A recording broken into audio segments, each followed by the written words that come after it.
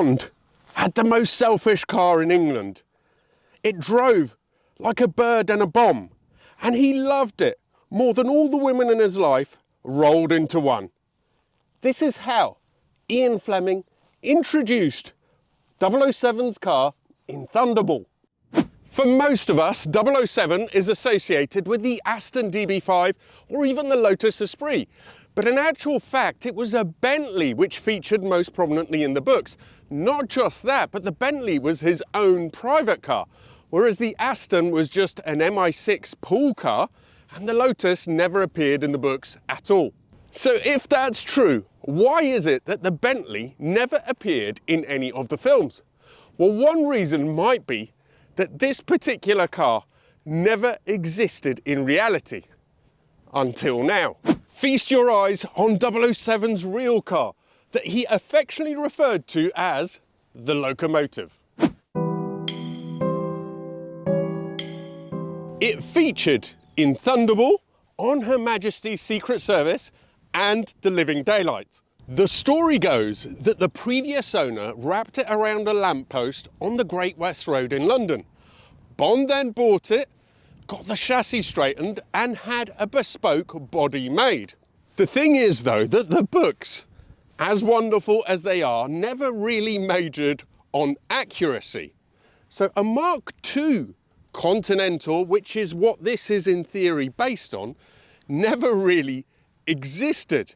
The closest thing would have been an S2, except the S2 came with the new V8, whereas Bond's car was described as having the 4.9 litre straight six. Officially then, this was never made. So why is it here, right in front of me? The locomotive is the brainchild of Tony Hunter, a car designer who's worked with many of the major manufacturers. His last role was as head of interior design at Tata Motors, the owners of JLR. Today we're going to go through together what makes this car so unique, take it for a drive, and there's a little bit of a twist to the story at the end as well. Before we set off, I want to make sure you understand the full scope of this project. This is the donor Type R that Tony used, and everything from the chassis up is new, including a body design and interior bespoke to this car.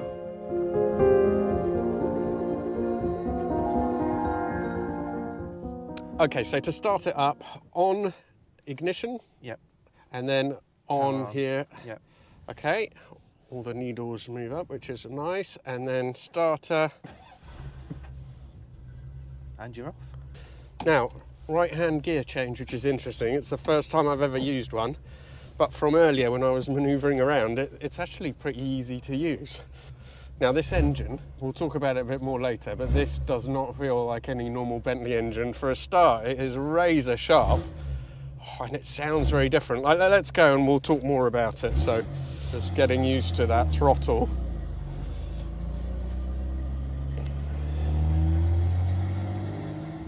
I mean, as you know, I absolutely love this thing. I approached you originally at Bicester Heritage when you had it, and I've sort of pestered you for about 2 years now until I finally got you out here. So thank you so much for bringing it out. Tell us why you wanted to do this project, and then we'll go into a bit more detail. Well, when I was a child, my dad was in the army and we travelled a lot, and I spent a lot of time sitting reading books. And my favourites were always adventure books, and when I was 8 years old, I discovered the Bond books and got completely hooked. And in the books, Bond was always a Bentley driver. He had 3 Bentleys overall, and his Bentleys were always convertibles, which I really appreciated, and they were always painted battleship grey. And I developed this idea in my head of the last of the cars, which was the locomotive. And I imagined what it might be like to own a car like that, what it might be to drive it. And when I got a bit older, decided I wanted something like that, but it never existed. And I tried a number of other manufacturers to get something a bit like it. I tried a number of other Bentleys to try and get something like it, and nothing quite matched the idea that I had in my head. So I decided that being a car designer, the only way I was going to get that experience was to build it myself. The body is all aluminium, all handmade. I tried to aim for something that was fulfilling the description, the very vague description of the car, that Ian Fleming made, integrating into that the knowledge that I had of what Mulliner actually would have been building around that period in time. And I also thought about the customer, as we always do as a designer, and what might Bond have wanted. I felt that he had previously had a 4.5 litre supercharged car which he absolutely loved, and it having been destroyed in one of his previous adventures, what might he have pulled in from that vehicle to give a little bit more of the character from his old car in his new one.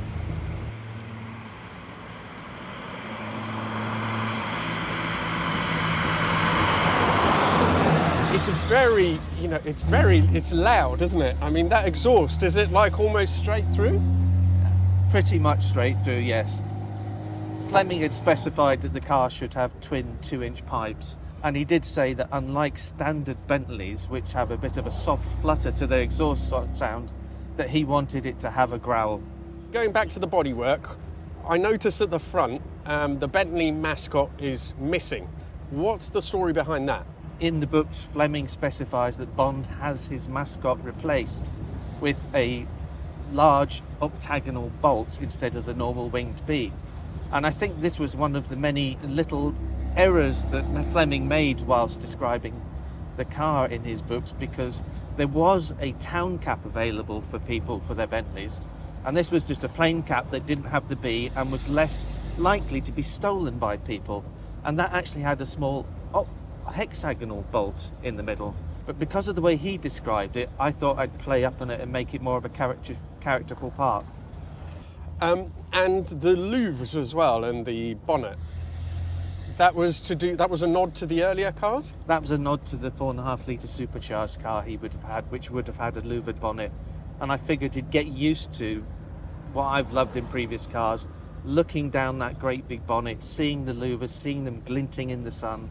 And I thought he'd probably want to bring that into his car. Now also, in the books, the bodywork is described as rather ugly. But I have to say, having seen it in the flesh myself, I think this is an absolutely beautiful machine. And I know you've designed it, so what was the thinking behind that?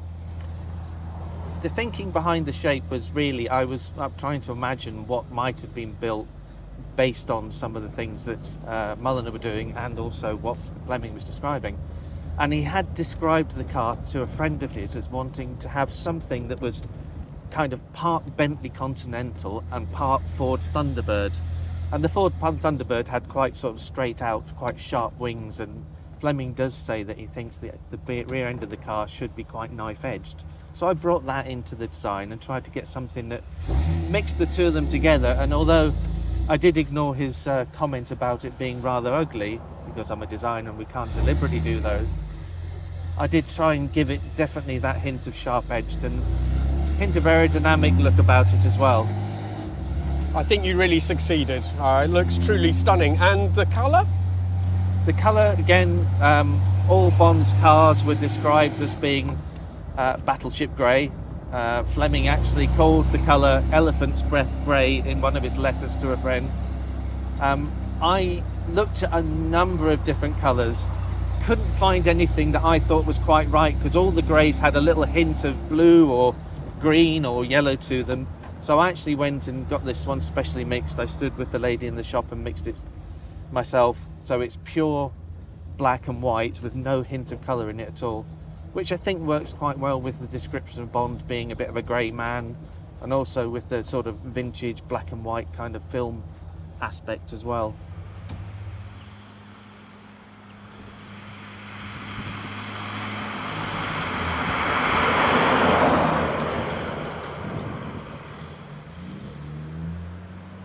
There are a couple of other little Bond book-inspired features on the car. I added twin fuel fillers to the rear deck there. Those are kind of racing style, and they were supposed to be a nod to a mention that Fleming made about Bond having dabbled in motor racing at an earlier point in his career.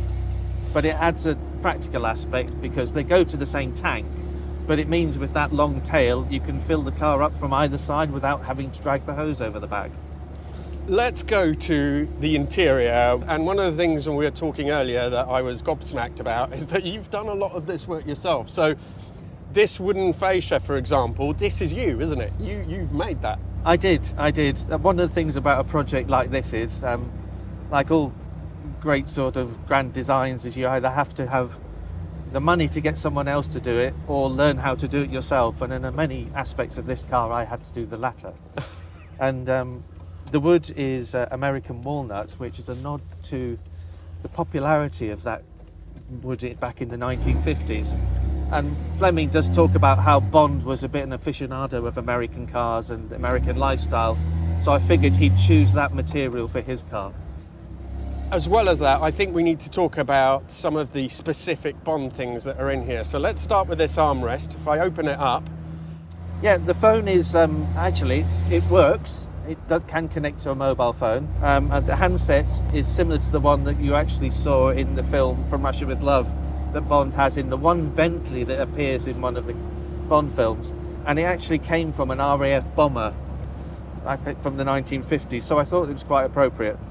The toggle switches, we have one for oil, one for smoke, and one for hindsight in the middle.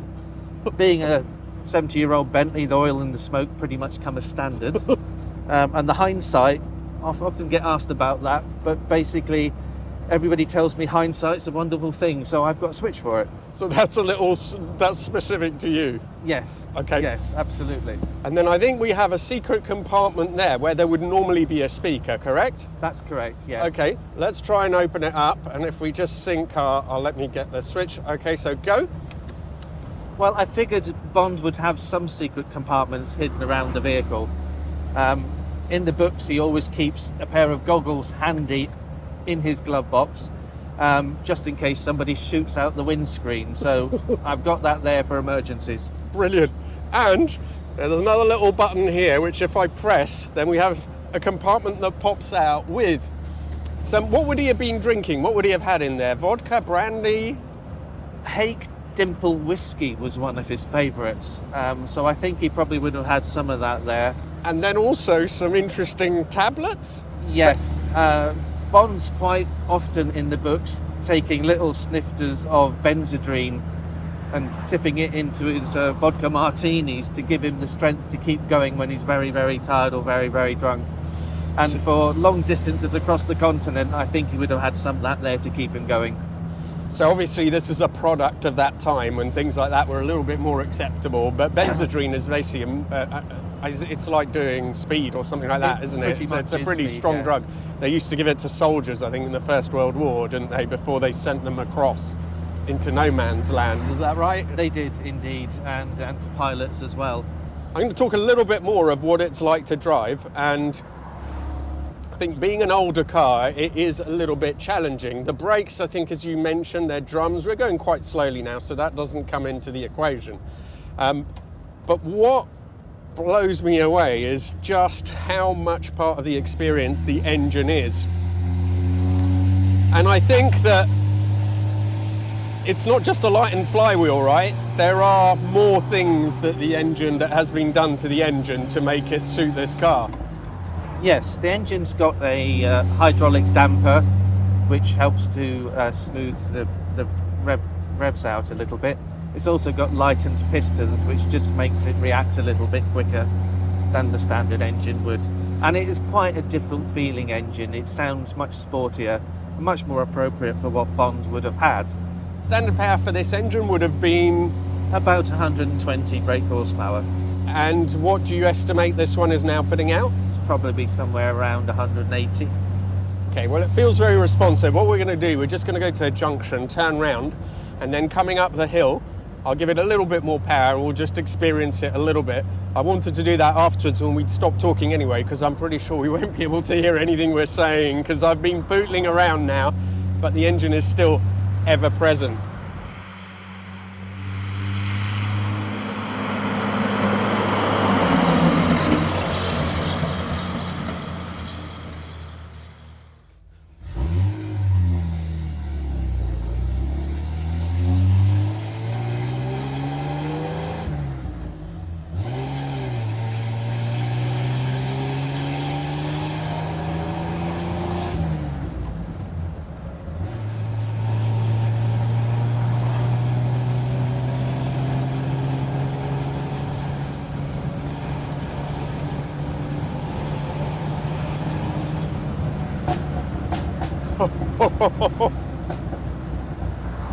Well, it's not slow, is it? It's not slow. I mean, it really picks up and goes, and actually, when you're going a bit quicker, as you were saying, the engine noise fades slightly, so it's not quite as loud as I thought it was going to be.